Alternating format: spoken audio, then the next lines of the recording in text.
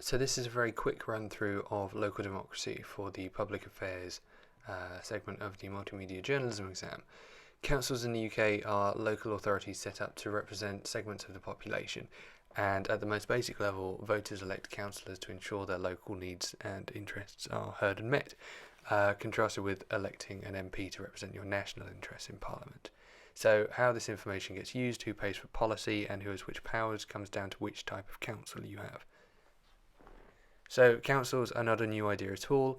The idea of local government in England dates back to before the Norman Conquest, with the Anglo-Saxons breaking the towns and villages into different kinds of administration.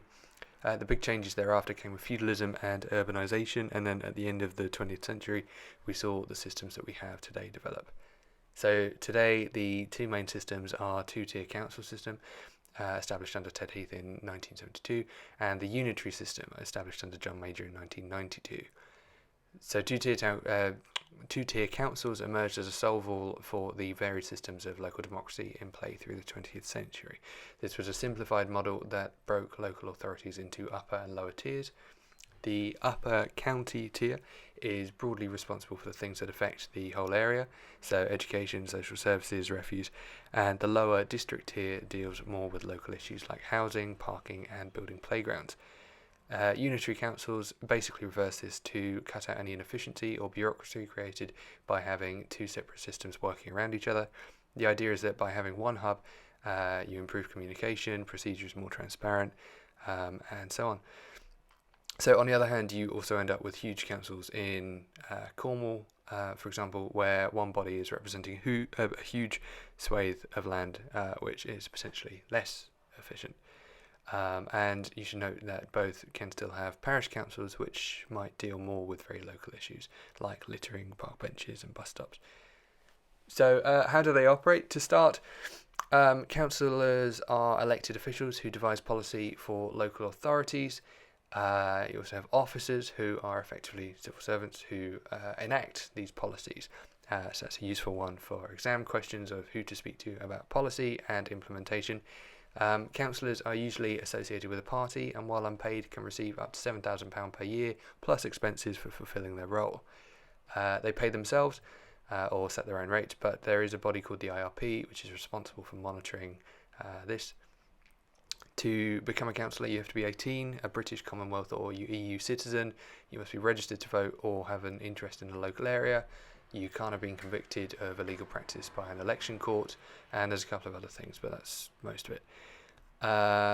So pre-Local Government Act 2000, all of these councillors came together and voted on local issues in their two-tier systems, or unitary councils. There's usually an election cycle every 4 years, but there's a little bit of variation in that for unitary councils. So still pre-2000, councillors would go away and think about issues in committees, so everybody would have input into policy decisions. And then underneath, subcommittees would be able to make any recommendations, and both groups would be able to present this for full approval by a full council. So this is called bottom-up policy making, and is contrasted with the model since 2000 where you have the executive council model. So in areas of over 85,000 people, you have either the council leader and cabinet model or the directly elected mayor and cabinet model. So in the first, the full council only approves the big or expensive decisions. The leader and cabinet consult members but can make decisions behind closed doors. DEMs are more presidential and don't need approval from the council to make decisions. They're not councillors, but this model requires 2/3 of councillors to vote for it.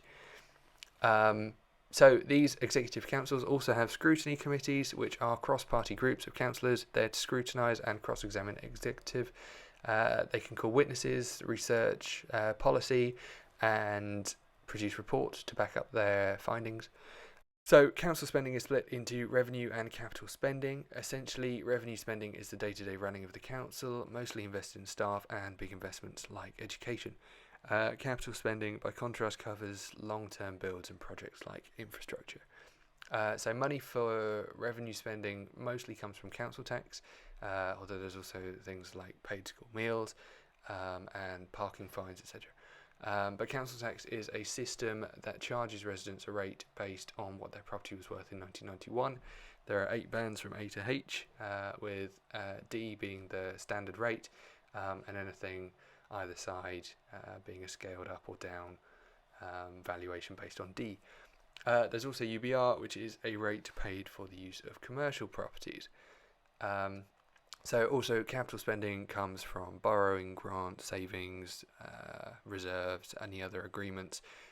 You have supported capital borrowing, which is supported and overseen by government, and prudential borrowing, which affords more freedom. Capital grants come from government departments, National Lottery, and other borrowing or grant combinations. And there's also PPPs, where a private investor will provide most of the money, build something of ostensibly higher quality than the government would do itself, and then basically lease it back.